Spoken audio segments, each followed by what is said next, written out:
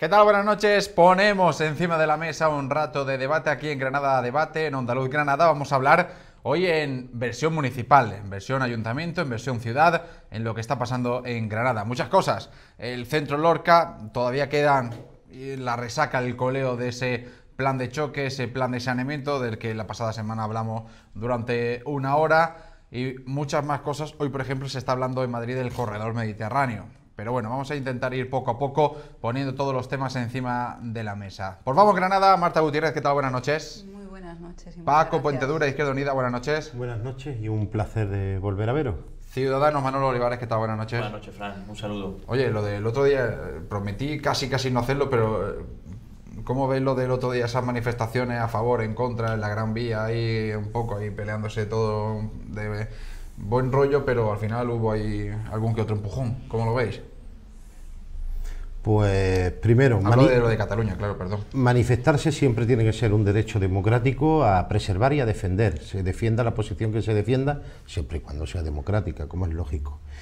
Y desde luego el que haya conatos de enfrentamiento pues no ayuda ni a la convivencia democrática, ni creo que beneficie, por supuesto, pues un clima que ya de por sí está bastante crispado y donde lo que es necesario es potenciar el diálogo y la calma.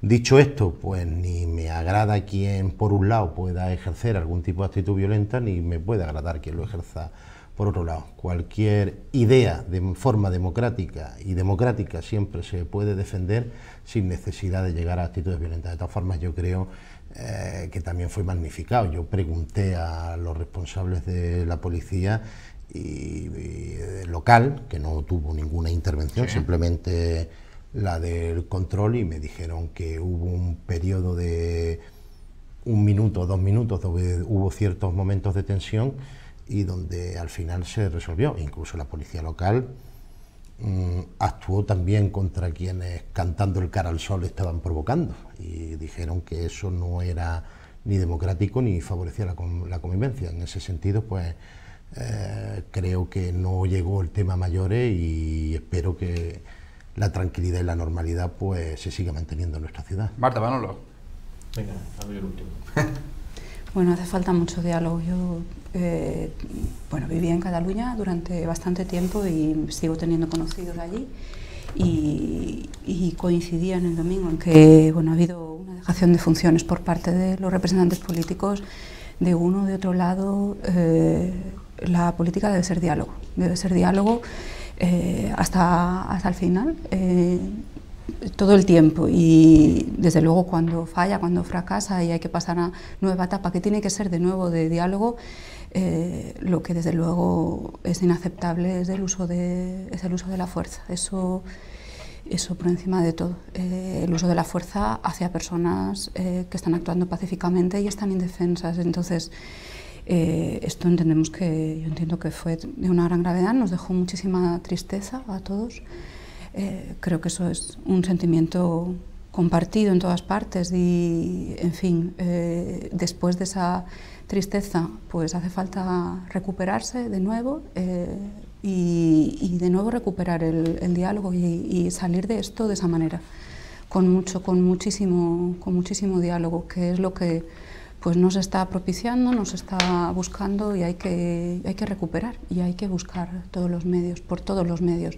En ese sentido, el derecho internacional, por supuesto el derecho europeo, ampara esto, es decir, lo prioritario es dialogar en un país como el nuestro. Creo que de lo que todos estábamos orgullosos era de los avances que se habían hecho en ese sentido, ¿no? de no usar la violencia. Y últimamente, en distintas ocasiones, pues ha habido ocasiones en que hemos presenciado hechos así. En esta ocasión, igual precisamente porque había, ¿no?, mucha tensión alrededor de la cuestión y que fue bastante, como que fue generalizado y simultáneo, pues aún fue más, ¿no?, más grave y más doloroso. Necesitamos recuperarnos de lo que ha ocurrido y de nuevo recuperar el diálogo y si es que se deberían usar precisamente los instrumentos legales y democráticos al alcance. El Estado de Derecho lo que significa básicamente es que hay cuestiones que ni siquiera por mayoría se pueden contravenir y son los derechos fundamentales, los derechos humanos. En eso consiste el Estado de Derecho, y hay que actuar con esas herramientas. Es decir, si se considera que se está haciendo algo ilegal, se debe actuar, por supuesto, no considerarlo válido, simplemente, no considerar unos determinados resultados de un proceso válidos, y actuar pues, pero con las herramientas legales. Con la violencia nunca. Solo la violencia se puede usar, digamos, en ultimísima instancia para evitar males mayores, pero no era el caso, no era el caso. Todo lo contrario, ha sido a población indefensa. Para salir de ahí hace falta mucho diálogo y responder con responsabilidad. Un gobierno que ha actuado de esta manera y lo ha permitido, pues tiene que responder, por supuesto. Yo creo que es triste, ¿no? Es que no alcanzo a entenderlo de verdad. O sea, al final uno se da cuenta que la falta de información es lo que provoca este tipo de cosas. Yo creo que si cualquiera de los dos bandos, me da igual. O sea, el radicalismo y la fricción que se produce, yo creo que se produce por la falta de información. Yo creo que la gente se deja mover por los sentimientos y no por el uso de la razón, y es lo que provoca muchas veces que se den este tipo de situaciones que son incomprensibles, ¿no? Son incomprensibles para cualquiera que entendemos y que creemos realmente en los pilares de lo que es la convivencia y la concordia en un país. Y ver cómo, que es verdad que todo se iría de más, porque como bien dice Paco, no fue para tanto, pero es triste que de toda... de suceso en Gran Vía, concreto... Que hombre, claro, estamos todos hablando de lo de Gran Vía, no estamos hablando... A mí lo que ha sucedido en Cataluña me parece muy grave, y desde luego... Sí, perdona, bueno, solo aclarábamos. Estamos hablando de lo que nos ha preguntado Frank, que ha sido sobre lo que ocurrió en Gran Vía, no de otro tema. En cualquier caso, pues triste, ¿no? Triste que al final yo creo que ha sido Granada la única ciudad, quitando en donde estaba el conflicto en sí, esa brecha social, donde ha aparecido un pequeño nota desafinada de lo que debería ser precisamente una unión por defender lo que todos queremos, que es vivir en un Estado democrático de derecho, y donde estén garantizados nuestras obligaciones y nuestros derechos. Y entonces ver este tipo de situaciones a uno le da vergüenza, y lo que siente es tristeza, ¿no? Y repito, yo creo que al final todo se produce por esa falta de información que lleva a ese radicalismo, y que el radicalismo, sea cual sea el polo, nunca es bueno. Entramos con Centro Lorca. ¿Se desbloquea, no se desbloquea? ¿Llega, no llega? ¿Qué pasa? Bueno, hay que decir que Partido Popular y PSOE no están en esta mesa por problemas de agenda, así que hay que agradecer a los tres partidos que sí están aquí con representantes en esta mesa. Intentaremos limar un poco más esas dos agendas que nos quedan. Centro Lorca, ¿qué pasa? ¿Se desbloquea? ¿Llega? ¿No llega? Vosotros que estáis más metidos en el tema, ¿quién tiene la culpa de que no llegue? Sobre todo, estos debates hay que calentar. Venga, abro en este tema. Vamos a ver, yo creo que el Centro Lorca viene desde un primer momento mal gestionado, ya la prueba está, las tres instituciones, el consorcio que estaba formado y la fundación. No vamos ahora, yo creo, por no repetir todo lo que hay detrás y todo lo que ya hemos explicado muchísimas veces, pero sí es cierto que nuestro grupo dio el otro día una rueda de prensa precisamente en esa línea, ¿no? De cómo la actitud de Paco Cuenca y del Partido Socialista con respecto a poder lograr arreglar aquel desalijado que se ha producido por unos gastos injustificados por parte de una fundación, de Laura García Lorca, pues claro, sorprende, ¿no? Sorprenden cuando un alcalde lo primero que hace es hacerse una foto 10 días después de ser nombrado alcalde. Lo primero que se hace una foto y anunciar que el legado Lorca prácticamente ya estaba aquí, y que ya estaban los pasos, y que ya estaba aquí, si es que no había duda ninguna, y que todo era culpa del partido anterior, que había puesto muchas piedras, que yo no digo que no, que había puesto muchísimas dificultades, que tampoco digo que no, pero lo que no se puede ceder al chantaje de nadie. Y ahí yo creo que nuestro grupo, y estoy convencido que el resto, estamos a una, es decir, no vamos a aceptar el chantaje de nadie utilizando un legado que nos pertenece a todos, ¿no? Entonces yo creo que de lo que se trata es de buscar el método y el mecanismo para lograr que el legado llegue sin ceder a ningún chantaje, ¿no? Se ha intentado de muchísimas maneras.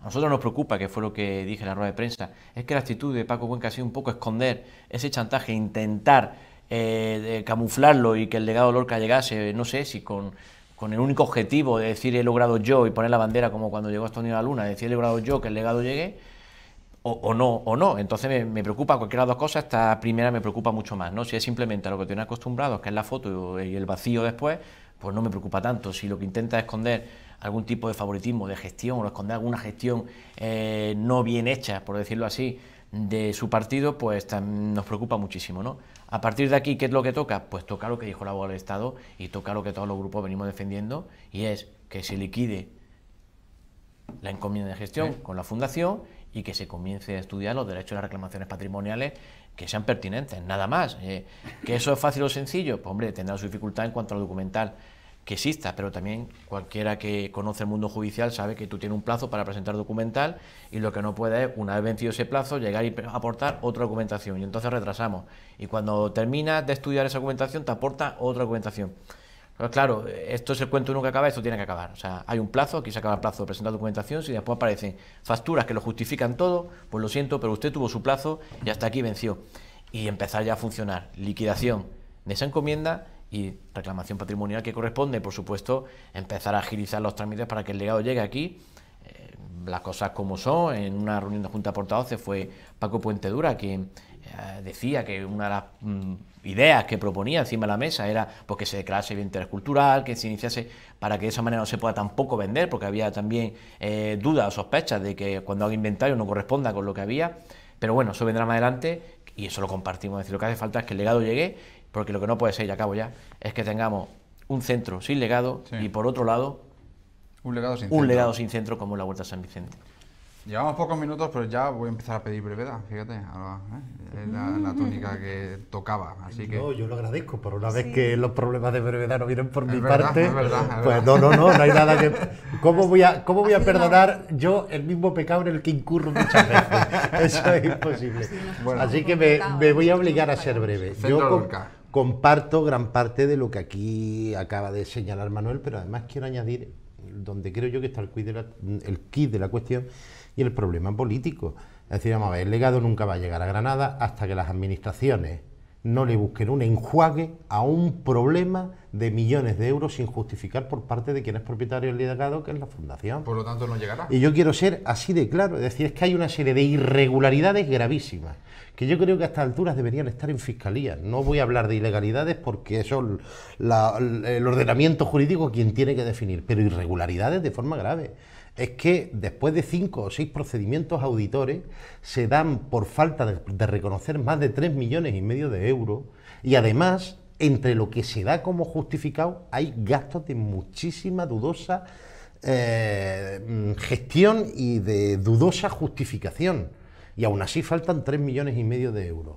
¿Qué ocurre? Que hay un problema patrimonial por parte de quien es propietario del legado, donde no se puede justificar una cantidad enorme de dinero público, y las administraciones, en vez de estar haciendo la liquidación de la encomienda y estar exigiéndole hasta el último euro de lo que esté sin justificar a la Fundación, pues se dedican a retrasar, ahora aparece una comisión, luego hay que buscar otro papel e investigar, ahora hay que hacer otra comisión más.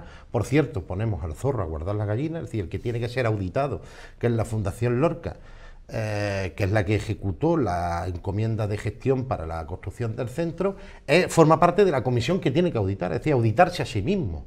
Es algo kafkiano, cuando lo que se tenía es que estar reclamando hasta el último euro sin justificar, y por cierto con el procedimiento administrativo adecuado.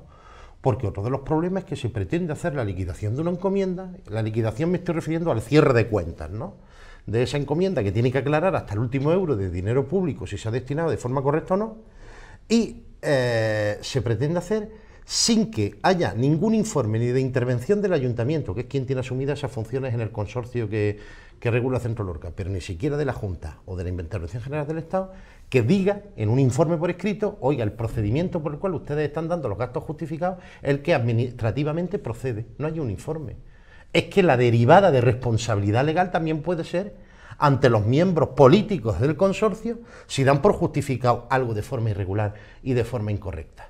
Y entonces alargan, retrasan, enjuagan todas estas cosas, y el legado no llegará hasta que... Y por eso hay chantaje. Y hay chantaje donde el PSOE en la Junta y Paco Cuenca en el Ayuntamiento están siendo cómplices, porque quieren que el legado venga a costa de tapar un grave pufo económico.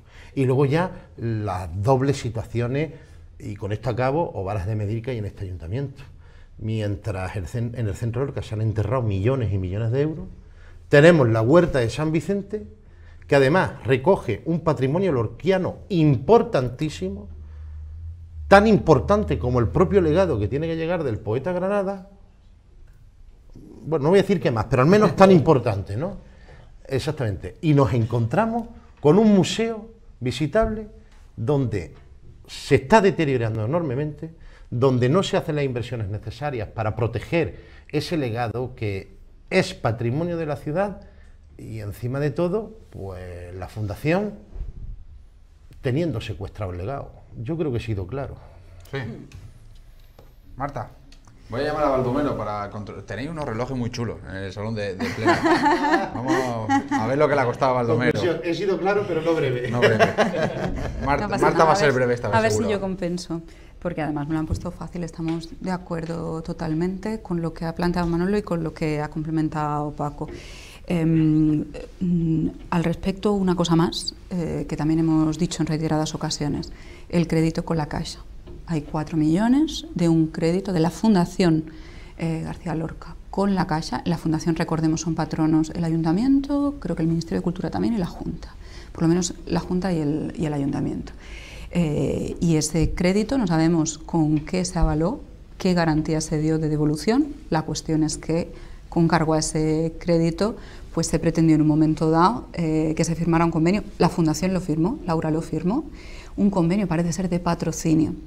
Detrás lo que se deducía era que la Caixa pasaba a tener parte del control del legado y del centro, cuando el legado llegara, y del centro por lo pronto.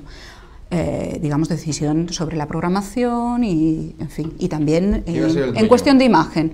No el dueño totalmente, bueno, pero sí iba a tener capacidad bastante amplia de uso. Bastante amplia de uso. Con lo cual, claro, empieza uno a pensar, es que igual ese crédito se concedió precisamente para esto. Entonces, ahí sí que es algo que nos parecería gravísimo, que una inversión que se ha hecho con dinero público, pero por otra parte, el legado de Lorca, que es que se declare bien de interés cultural o no, que la Comunidad de Madrid ya ha iniciado los trámites, es algo que es de la humanidad, pues que pase, digamos, no a propiedad privada, pero en realidad al uso y al control y digamos, a formar parte de la imagen de una entidad privada, pues esto no sería de recibo. Y por más que se ha pedido las escrituras de ese crédito, no se han dado. Y el Ayuntamiento, que sepamos, el alcalde tampoco las ha pedido formalmente, que tendrían la capacidad de hacerlo en el seno de la Fundación. Eso por una parte. Y por otra, que todo esto se tiene que resolver, por supuesto, además en los términos que Manolo y Paco han expresado, pero es que, entre tanto, Lorca está en Granada. Lorca está en Granada. Hoy me contaba un miembro del Centro Artístico en la inauguración de la placeta del Centro Artístico, que ha sido un día histórico, creemos, en ese sentido, que el 10% de las personas a las que se les pregunta saben que Lorca era de Granada. Nos parece, así al pronto, yo he dicho, qué poco, es muchísimo, realmente es muchísimo. La figura de Lorca está muy asociada a Granada y lo podría estar muchísimo, muchísimo más. La gente viene buscando a Lorca en Granada, porque Lorca en realidad está en Granada, aunque no esté su legado en realidad está aquí, nace aquí, está su cuna y también está su legado. Entonces, y ese trabajo, como han dicho ellos, con la huerta, pero con muchísimo más, está abandonado. Es decir, como decía Manolo, se busca como el titular de hemos traído el legado, y entre tanto hay tantísimo trabajo por hacer. No solo no se avanza en ese sentido, que se tiene que avanzar con transparencia, pero es que esto es gestión de fondos públicos, no es otra cosa, no es gestión cultural, es gestión de fondos públicos. Pero es que entre tanto hay tantísimo por hacer, por promover esa figura de Lorca, que realmente está en Granada y la gente la busca en Granada.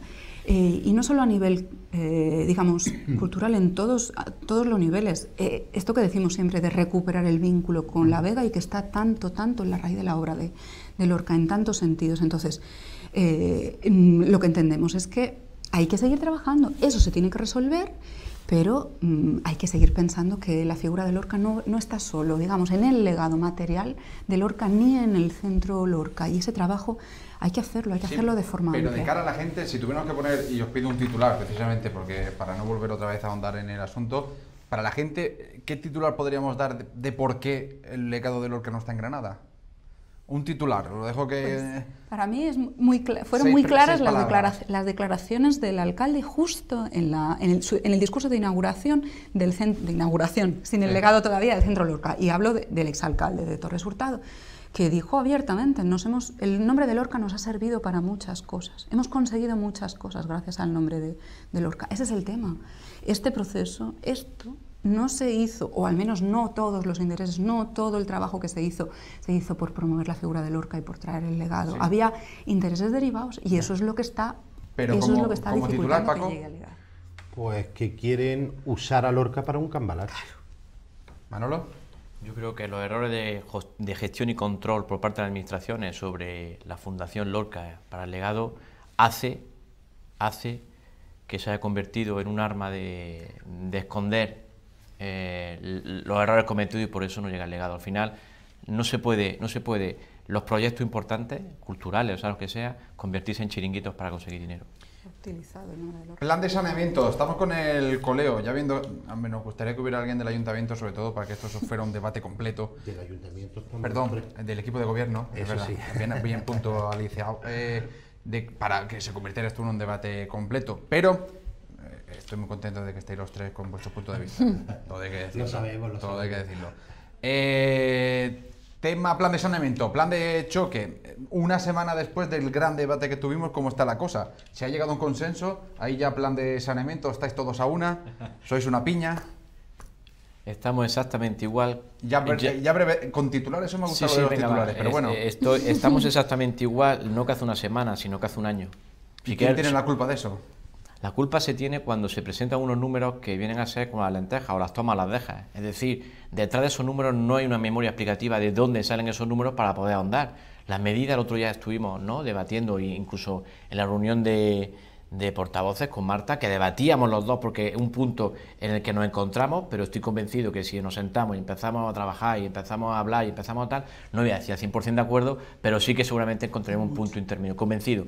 Al final, yo tuve un profesor... ¿Está más cerca Ciudadanos y Vamos Granada que el PSOE? Yo no es que esté más cerca del PSOE, es que el PSOE no se sienta a hablar. Cuando una persona no se sienta a hablar, no le puedes decir, oye, no me ayudáis, ¿no? O sea, esto era como cuando se decía lo del presupuesto, cuando hemos pasado del presupuesto al plan de saneamiento, del plan de saneamiento al plan de ajuste. Hemos ido dando pasos, pero todo es lo mismo y al final no hay nada, ¿no? Bueno, presupuestos que ni hubo, o sea... Pero a lo que te iba a decir es que yo recuerdo una frase de un profesor de filosofía que tuve, que me acuerdo una vez que pintó en una pared, ¿no?, así como gris, y decía, ¿qué la veis, negra o gris? Cada uno decía, pues yo la veo negra, no, negra o blanca. Decía, negra, blanca, pues que depende cómo la mira, el color, al final tú defines lo mismo, pero depende como lo quieras explicar. Convencido de que hay muchas cosas que no compartimos, cada uno en su ideología, en su forma de pensar, en su forma de gestión de lo público, pero en un momento determinado en la que hay que ajustarse. Yo vuelvo a repetir, el plan de ajuste que se ha presentado es un plan de ajuste hecho y pensado para la ciudad, pero no para el ayuntamiento, y quien se tiene que ajustar es el ayuntamiento. ¿Pero puede ser que el PSOE está esperando a que os pongáis de acuerdo vosotros? Pero es que es absurdo, vamos a ver. Primero, no estamos en la misma situación de hace un año, estamos, por desgracia, en la situación de hace 2. Porque es que... sin ningún avance. Porque es que además nos encontramos con un PP y un PSOE que lo que le hacía el PSOE al PP cuando gobernaba, ahora el PP se lo está haciendo al PSOE. Vaya. Porque aquí vamos a tener, aquí responsabilidades tenemos todos los grupos municipales, pero digamos que las dos fuerzas políticas más importantes, que son, o que más votos han sacado en este ayuntamiento, que es el Partido Popular y el Partido Socialista, no están colaborando entre ellos desde hace 2 años. Y eso también hay que señalarlo y dejarlo claro. Por otro lado, aquí hay grupos municipales, todos, pero yo hablo por el mío, que me ha llegado a presentar hasta un documento con 46 propuestas. Yo sé que Ciudadanos ha hecho las suyas, Vamos Granada ha hecho las suyas, incluso el Partido Popular ha hecho las suyas. ¿Y coinciden muchas de esas? Algunas son coincidentes, otras son divergentes, otras son negociables. Ahora, ¿qué es lo que ocurre? Que es que el Partido Socialista no ha sido capaz de comprometerse a ninguna propuesta. Yo lo dejo muy claro. Izquierda Unida, que es solo un voto en el Pleno, no está dispuesta a apoyar ningún plan de ajuste si por parte del Grupo Socialista no se atiende y se contestan las propuestas que hemos presentado desde el mes de febrero. Que es que hace ya varios meses. Pero y no, ahora tendrán que señalar que no hay voluntad. No hay voluntad. Bueno, pues si no hay voluntad, el PSOE, que es quien asume la responsabilidad de gobierno hoy por hoy, lo que tendrá que hacer es presentar una propuesta y trasladarla a pleno. Y buscar los acuerdos y las mayorías que sean necesarias. Pero eso puede ser ahora, no sirve... eternizar todo, ¿no? No. Presentar una propuesta a pleno, eso lo puede hacer el equipo de gobierno en cualquier momento. Ahora bien, bajo su responsabilidad está el que busque y conforme las mayorías necesarias. Lo que no vale es que el PSOE diga, yo no hago ninguna propuesta más allá de subirle los impuestos a los granadinos, que es la única propuesta que plantea, y a partir de ahí vosotros solucionadme en la papeleta. No. Señala negro sobre blanco cuáles son tus propuestas, intenta buscar las mayorías necesarias para que ese plan de saneamiento salga adelante.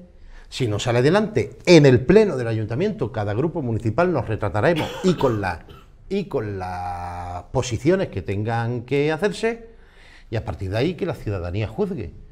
Pero lo que no puede el equipo de gobierno, que es quien tiene la responsabilidad de gobernar, es bloquear la situación porque no le interesa llegar a ningún acuerdo. Y no le interesa llegar a ningún acuerdo porque yo estoy plenamente convencido que lo que busca es que el Ministerio de Hacienda intervenga al Ayuntamiento de Granada para echarle la culpa a Madrid de la intervención del Ayuntamiento de Granada y no tener que tomar ninguna medida, aunque sea dura, en la ciudad para evitar esa intervención. Si tendrán culpa cuando no se ha llegado a la situación de que no se han intervenido, ¿no? El principal, perdóname Marta, es un momento una frase. Por rematar un poco lo que está diciendo Paco, el principal problema es que el PSOE no se ponen de acuerdo ni entre ellos. Es decir, en las propias áreas no ha habido rebaja ninguna, no han llegado y han dicho, pues mira, de este área no hemos ajustado aquí, de este área aquí no dicen nada de eso. Con lo cual, si entre tus propios grupos, entre tus propias concejales, no eres capaz de ponerte de acuerdo, pues hombre, es complicado que tú pretendas venir con un plan de ajuste, el tuyo, en el que no se puede mover ni una coma, y el que además tiene errores, y errores económicos, falta de información, falta de anexos, falta muchísimas cosas, que digamos sí, con los ojos cerrados no, y máximo cuando lo que estás proponiendo es una subida de impuestos. Entonces, ¿podríamos hablar de que no hay estabilidad dentro del ayuntamiento, dentro del equipo de gobierno? ¿No hay un gobierno estable? No hay proyecto de gobierno. ¿Es proyecto de gobierno? No hay proyecto de gobierno, proyecto de ni de ayuntamiento, ni de ciudad. Entonces, al final lo que ocurre es una inacción. Las acciones que se toman son como muy puntuales y cosméticas, y al final por inacción, como se gobierna, digamos, es con la inercia que se traía, ni más ni menos. Esto del presupuesto prorrogado durante 2 años es que es literal. Hemos tenido un año más de ese presupuesto prorrogado que venía del PP, pero es que traemos las políticas prorrogadas, las mismas políticas prorrogadas. Sencillo desde luego no es. Es decir, hay que absorber en 5 años una deuda, o sea, un remanente negativo de tesorería, no la deuda, que la deuda es mucho más, de 90 millones. Esto es muchísimo. Es decir, bueno, yo conozco que se va acumulando propuestas que se han hecho, e incluso meto al PP para hacerlo. Entonces, ¿por qué no os enclaustráis y hasta que no se haga no salís? A ver, hemos hecho Yo me propuestas encargo de las todos, pizzas. pero esto es la patada para adelante. Lo que se le está dando es la patada para adelante, ¿de acuerdo? Se ha hecho un plan que supone recortes importantísimos, pero es que además sin concretar dónde se van a hacer, es decir, lo que decía, 90 millones de jugarlos en 5 años supone que se deje de acumular, venía acumulándose como unos 15 millones anuales, algo más, pues entonces es esos 15 millones anuales más los 15 que te tocan de cada año, con lo cual es que es una reducción de 30 millones si no se hace ninguna otra cosa, si no se buscan fuentes alternativas de ingresos que no se han buscado o si no se busca un funcionamiento más eficiente. Entonces, claro que sencillo no era, pero se han puesto propuestas encima de la mesa y muchas. Entonces, lo que se ha hecho... Puede ser que al ciudadano, y insisto en una cosa que ya contamos, y perdona que te corté la semana pasada, si las propuestas y las tenéis,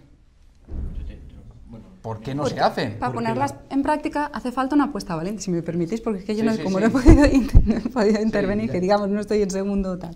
Hace falta una apuesta valiente y realmente tomar la decisión por parte del equipo de gobierno y tendría buscando, por supuesto, con diálogo los apoyos suficientes. Claro, hay que sentarse a trabajar.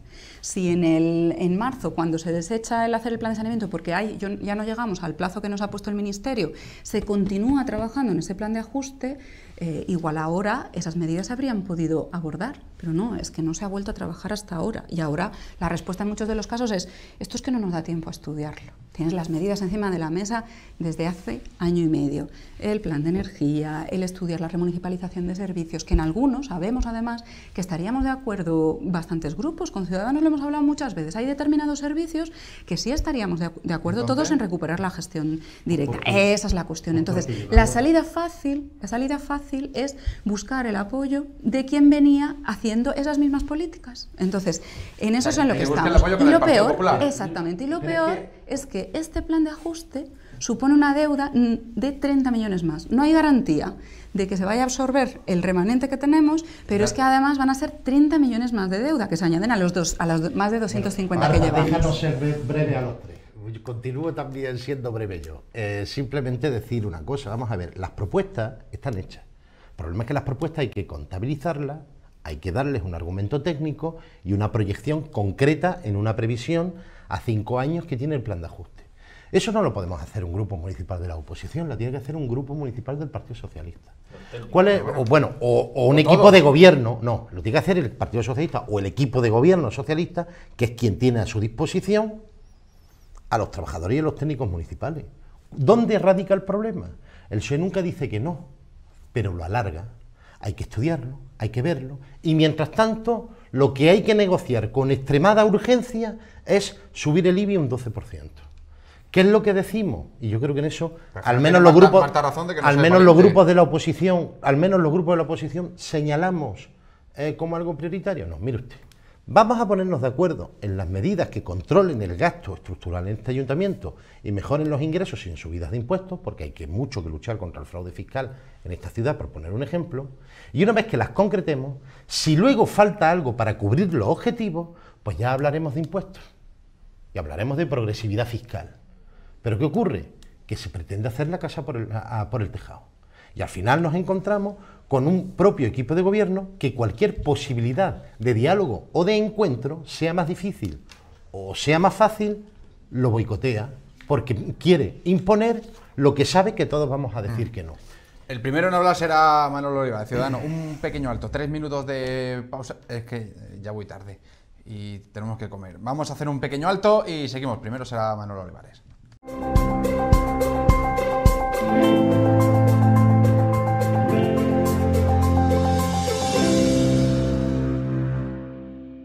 Hablamos del plan de ajuste, seguimos hablando del plan de ajuste. Tenía la palabra Manolo Olivares. Bueno, yo simplemente por explicar un poco para que la gente que nos esté viendo lo entienda, y si mi madre lo está viendo esta noche, pues también a eso voy, lo entienda. Hay que explicarlo de esa manera. Vamos a ver, el presupuesto. El presupuesto es, si yo sé que voy a ganar 1.000, y es una de las ventajas que ya dije que tiene una corporación municipal, bueno, una administración pública, la ventaja que tiene es que no tiene riesgo comercial, con lo cual sus ventas van a ser, por entendernos, van a ser las mismas, más o menos, e incluso un poco más, seguro, pues sabes que vas a ganar 1.000. Con lo cual, como sabes que vas a ganar 1.000, haces un presupuesto para no pasarte de 1.000. ¿Qué es lo que está ocurriendo durante este tiempo atrás y ahora? Que se están continuamente pasando los 1.000, nos estamos gastando 1.200 euros todos los meses. Con lo cual, vamos 200 euros todos los meses de más.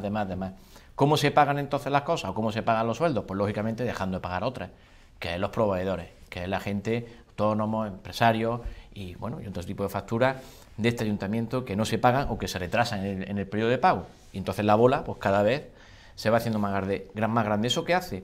Pues a su vez eso hace, y es lo que nos preocupa muchísimo a Ciudadanos, y el riesgo y el peligro que tiene esto, eso lo que hace, y la falta de perspectiva, eso lo que hace es que las entidades bancarias, lógicamente, no te concedan un préstamo.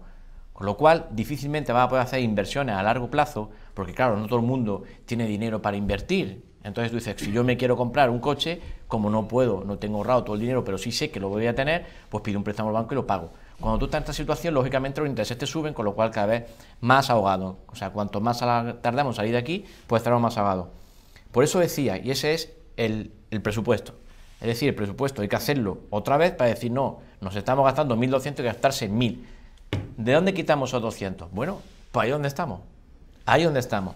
Y entonces, claro, ¿dónde gasta más el ayuntamiento? ¿En qué puntos? Pues principalmente en el que está más desorbitado por coherencia y por lógica, ya ha pasado en todo el ayuntamiento, viene de una época de boom en la que se necesitaba muchísimo personal en temas de urbanismo, muchísimo, personal en el ayuntamiento y eso ha ido engordando. Si a su vez eso lo unimos a que cada vez la administración tiene que ser más electrónica y por tanto hacernos más competitivos con respecto al resto, y si no es equivocarnos, es como si tú dices, pues en la obra vamos a ir utilizando una cucharilla en vez de una excavadora. Al final te tienes que ir adaptando a la evolución, en este caso a la administración electrónica, que además viene obligada por ley para ser más competitivos en nuestro entorno. Si no tenemos, como bien ha dicho Marta, no hay proyecto político en esa línea, y no hay proyecto político, y ahí es el kit de la cuestión, porque los proyectos políticos dan sus frutos no el primer año, los frutos los dan a medio y largo plazo. Y como aquí tenemos algunos grupos, sobre todo los anteriores que han estado gobernando, las orejeras como los burros, y dicen, yo más allá de este mandato no voy a hacer nada para que se lo lleve otro, pues entonces lógicamente ¿dónde se atranca? Y como bien se ha dicho aquí, cuando los diferentes grupos de la oposición le llevaban medidas blanco sobre negro en un papel, que estarán acertadas, que estarán desacertadas, que se podrán poner de acuerdo o no, que tenemos que trabajarlas, totalmente de acuerdo. Pero cuando se les pone encima de la mesa, a quien le corresponde hacer una valoración técnica y a quien le corresponde y tiene todos los datos es al ayuntamiento. Y voy a poner un ejemplo de una de nuestras medidas que entendemos que es necesaria, el adelgazamiento de la administración pública. ¿Cómo se consigue eso? Entendemos que con las jubilaciones, haciendo un estudio de aquellas que son necesarias, lógicamente se tienen que quedar y sacar de nuevo la plaza, aquellas que sirven para que en otro lugar del ayuntamiento, en otra área, sea necesaria, salga la plaza allí, pero si no es necesaria, pues no se convoque y se amortice esa plaza. Claro, si quien conoce perfectamente cuáles son las jubilaciones de aquí a 5, 6, 7 años, no es el grupo de Ciudadanos, ni el grupo de Izquierda Unida, ni el grupo de Vamos Granada, es el equipo socialista o el equipo de gobierno. El equipo de gobierno es el que tiene que decir, pues de esta medida que me ha propuesto Ciudadanos, esto va por aquí y esta se puede amortizar, esta no, o estos son los informes. ¿Pero eso lo está haciendo el equipo de gobierno con Ciudadanos? No, vale. no lo hace, a eso voy. De eso digo nuestra medida, por poner una. Si ahora Paco Puentura pone otra medida, que se tiene que estudiar, el ahorro energético que ha dicho Marta, quien tiene que hacer el estudio es el equipo de gobierno. La remunicipalización, y termino, la remunicipalización. Nosotros decimos la remunicipalización no puede ser un tema ideológico. La remunicipalización tiene que ser un tema económico de valoración. Y no solamente con el servicio actual, sino que tiene que saber también con un estudio de mercado. Es decir, no me vale solamente, claro, actualmente tenemos que no entra en cabeza humana, porque para mí lo considero como si fuese municipal ya, entendámonos, es que una empresa que solamente tiene un cliente que es ayuntamiento, que es la Robert. Entonces, perdóname, ¿y alguien cuando protesta la Robert ha visto al gerente de la Robert dando la cara? ¿Quién sale? El alcalde. Estamos remunicipalizados. Pues seguiré con ese ejemplo, porque otro de los capítulos donde más se gasta es en el capítulo 2. Claro. El capítulo 2 es verdad que afecta suministros o servicios, la prestación directa de servicios en general. La prestación directa de servicios. Obviamente, muchas veces la privatización de servicios públicos al final son medidas antieconómicas. El de Robert es un ejemplo de libro. Pues además, mira, es que además Robert van a empezar a ahorrar dinero ya. Pues no, la puesta en marcha del metro ya supone, según el plan de ajuste, que hay que poner $500.000 euros más. Y por la pérdida de viajeros, claro, y puede irse a más. El problema es que no puede haber distribución de líneas y no se pueden resolver los problemas generados por el desastre de la LAC si no hay transbordos gratuitos. Y eso nos está generando un sobrecoste de 6 millones de euros al año a un ayuntamiento ya marcado. Pues por ejemplo, esas medidas hay que adoptarlas, pero es que además el contrato de transporte público finaliza en el 2022. Si es que en este mandato ya se tienen, para más que lo dice la ley, es que la ley dice que cualquier posibilidad de remunicipalizar un servicio requiere de un estudio económico y de viabilidad y de estudio. Y además estamos hablando de un contrato que tiene una hucha de 20 millones de euros para la reversión del servicio, porque son contratos anteriores donde una parte de los beneficios se tenía que destinar a la reversión del servicio. Pero es que además es un servicio público que genera liquidez diaria. Es decir, que si el ayuntamiento lo rescata, va a tener con qué pagar las nóminas. No va a generar problemas. Hombre, obviamente, no a través de un organismo autónomo. Obviamente, no voy a decir integrados directamente en la estructura del ayuntamiento, pero, hombre, que empresas municipales de transporte las hay en Córdoba, en Sevilla, en Málaga, en Madrid, en Barcelona. Málaga además genera beneficios. Y además algunas exactamente, hasta generan beneficios. Hombre, si es que no hay ningún impedimento para ya estar poniendo esos expertos e ir resolviendo problemas. Si nos vamos a hablar de limpieza y recogida de basura, 3/4 lo mismo. Yo quiero poner un ejemplo de un análisis y un informe hecho no por ninguna organización sospechosa de ser bolchevique, sino por la Cámara Estatal de Cuentas, que dice que en aquellos ayuntamientos donde se ha privatizado la gestión de la recogida de basura y de la limpieza, se producen sobrecostes de hasta el 60% del coste del servicio. Pero Paco, perdóname que te Ayuntamientos como Valladolid y como León están rescatando la gestión del servicio y en las primeras medidas que han ido aplicando ya le está generando mejorar el servicio y ahorro económico. Hagamos los estudios. Pero Paco, fíjate cómo al final el problema ¿cuál es? El problema es que como el equipo de gobierno, y el problema es que los partidos nada más que están pensando en crecer electoralmente por lo mal que lo hace el otro y no por los méritos propios, pues lo que hace un equipo de gobierno es que dice, claro, si yo adopto esto, que es como tú bien has dicho, de vista a 3, 4 años, y lógicamente tú tienes que hacer un estudio, una planificación, tener un proyecto político. Pues claro, como están pensando, si a mí lo que me interesa es que este lo haga mal para yo crecer, no el decir que bien lo he hecho yo, pues entonces no lo hago porque de esa manera que se la averigüe. Esa tengo una pregunta y es que inaugurar una farola o un semáforo es mucho más vistoso, pero las políticas municipales que de verdad son estructurales y que generan, son las que no se ven en el día a día, pero son las que de verdad asientan un ayuntamiento y garantizan unos servicios públicos. Un segundo, Marta, una pregunta sobre funcionamiento, y va Marta Gutiérrez. Porque hablabais antes de que habíais confrontado con una propuesta que había sobre el presupuesto. ¿Las medidas que presenta cada partido político, cada grupo municipal, las conocéis entre todos? Sí, ¿Tú conoces? Por supuesto. Entonces, Los documentos de cada grupo municipal. ¿Y qué vais? Pero no valorada, Fran. El problema es que tú tienes una medida... Sí, pero quiero decir, ¿qué vais? ¿Una por una de cada grupo municipal? Algunas sí están valoradas. Una por una de cada grupo municipal. Y esto es utilización, información útil. Lo ideal sería hacerlo así. Lo ideal sería... ¿Cómo lo hacéis? ¿Cómo lo hacéis? Bueno, ya que lo hacéis no, es que llega Baldomero, que lógicamente es el presidente, por llamarlo así, de la mesa, de la reunión en que nos convoca. Hombre, y es que de la nos dice, Comisión de Economía. Y de la Comisión de Economía, pues lógicamente él llega a poner sobre la mesa y le hemos recriminado todos, como cuando lleva 5 minutos hablando sobre una medida que además te dice, buf, esto es imposible de estudiar, esto no hay manera, pero el IBI hay que subirlo y todos saltamos, no, espérate, no hemos terminado de hablar de con los gastos, Sí. no me metan los ingresos, ¿Y por volvemos, qué? y así. ¿Y si la oposición se juntara un día y le llevara ya un documento? No podemos porque no podemos valorarlo perfectamente, porque Si no tenemos los hiciesen técnicos. un decreto a alguno de los grupos de la oposición Y nos dejasen los técnicos. donde nos dejasen los técnicos a nuestra disposición, te aseguro que plan de ajuste habría. No sé si tendría suficiente Un matiz, apoyo o no, pero matiz. plan de ajuste Pero habría. entendéis también la Plan de visión ajuste ya hay, que hago desde la calle. Bueno, Plan de que ajuste se hay incumple. que no se cumple, lo Que se digo, incumple, y que no se cumple. Sí, y el ya plan de dejo ajuste Marta. del plan de ajuste. Y que dice, y que dice el interventor, por seguir la línea que ha comentado de que seguimos con lo mismo, seguir la misma política, sigue el modelo, lo dije el otro día, lo voy a repetir, entrecomillado porque es suyo, sigue el modelo incrementalista. Claro, mira, es que Marta. además, al final, volviendo a lo del principio, detrás de los números tiene que haber política. Un presupuesto es la expresión del programa de gobierno puesta en números, pues que tiene que haber medidas detrás. Y durante todos estos años se ha cuadrado los presupuestos a martillo, que en realidad no se estaban cuadrando, y por eso después pues daban el déficit, el remanente negativo y todo esto, porque no había una realidad detrás. Entonces, se está funcionando de la misma manera. Hay algo clave que ha planteado Manolo, el tema de la deuda. Uno pide crédito para invertir, ¿verdad? Se ha estado pidiendo crédito para cubrir gastos corrientes, ¿vale? Eso, a ver, ha pasado en las economías familiares y en todas partes, pero no es lo mismo una economía familiar que un ayuntamiento, ¿vale? Y un ayuntamiento tiene la responsabilidad de que si durante un tiempo tiene que pedir deuda para cubrir gastos corrientes, tomar medidas para que eso llegue a un tope, porque es que si no, llega un momento en que al déficit de los gastos corrientes se te acumula que tienes que ir pagando la deuda anterior, y en esas circunstancias es como está ahora mismo el ayuntamiento. Ya se ha acabado el periodo de carencia de los créditos ICO, ya se ha acabado, pero es que seguíamos teniendo necesidad de pedir crédito para gastos corrientes y además teniendo que pagar la amortización. Con lo cual, ¿qué inversiones se van a hacer? Si es que eso es lo peor, que ni siquiera estamos endeudados habiéndose hecho unas inversiones que se traduzcan en mejoras para el ayuntamiento, para la ciudad, o tengan ahora un retorno. No, se ha pedido la deuda para los gastos corrientes y ni siquiera se ha reajustado la diferencia que nos hacía pedir la deuda. Pero es que además los intereses, o sea, es que se nos están comiendo los intereses, ya no solo la amortización del crédito, pero es que se suma la amortización a los créditos, a los intereses de los créditos bancarios, los de los proveedores. Es que es lógico, además. Si tú, Entonces todo es un claro, caos. si tú le debes al proveedor,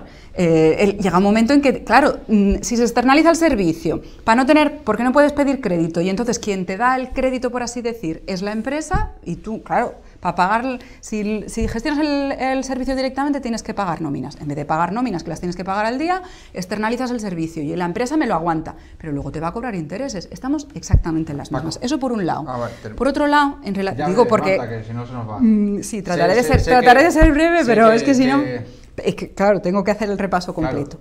Claro. Por eso hablamos que, aunque parezca que tiene una proporción tan grande el capítulo de personal, en realidad no lo es tanto. El capítulo de servicios es prácticamente igual que el capítulo de personal. Y resulta que en ese capítulo hay grandísimos contratos, limpieza, el mismo de transporte, en que el mayor porcentaje de esos contratos es personal, directamente. Entonces, ¿qué se está contemplando en el plan de ajuste? Pues medidas, números que no tienen políticas detrás, o de las que lo malo es que intuimos que van a ser las mismas políticas que se vienen haciendo, de recorte sobre todo en gastos de personal. Se dice, no en gastos de personal directos, sino en los salarios directamente de los trabajadores de las empresas externalizadas, más precariedad laboral, sin que se reduzca el beneficio de la empresa y demás. Porque, vamos a ver, directamente, en los números que se están dando en la nueva licitación se va a reducir un 10%. ¿Y la empresa de dónde va a hacer esa reducción? Si no hay unas políticas detrás. Por supuesto se puede reducir el gasto en subvención del transporte público con buenas políticas de movilidad, coordinándolo con el área metropolitana para ganar viajeros y dar un servicio además eficaz y que deje de ser un lastre. En limpieza lo mismo. Lo que hemos propuesto del convenio con Ecoembes para cambiar el modelo no es tanto de gestión de los residuos como del reciclaje. Córdoba, con un convenio muy parecido, es que obtiene el doble en ese concepto. El problema es que no está habiendo políticas detrás de esos números. Paco, vamos a ver, dicho de otra forma y mucho más breve. Submoderador de este programa. Dicho de otra forma y mucho más breve, es que es la pescadilla que se muerde la cola. Es que el problema que tenemos dentro de lo que es la economía municipal es que para pagar lo que se debe de deuda financiera hay que dejar de pagar a proveedores, pero para luego poder mantener y garantizar los servicios públicos, lo que tú le estás debiendo a los proveedores tienes que volver a pedir deuda para ese gasto corriente.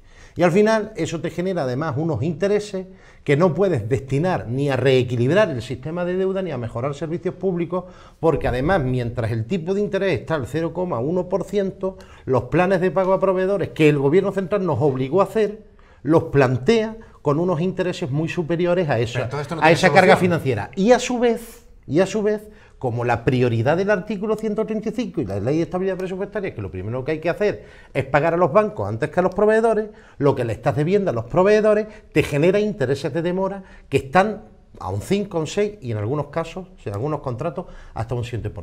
Esos son bocados que se van dando al presupuesto, estrechando cada vez más el margen de maniobra. ¿Cuál es la única posibilidad de romper esta dinámica?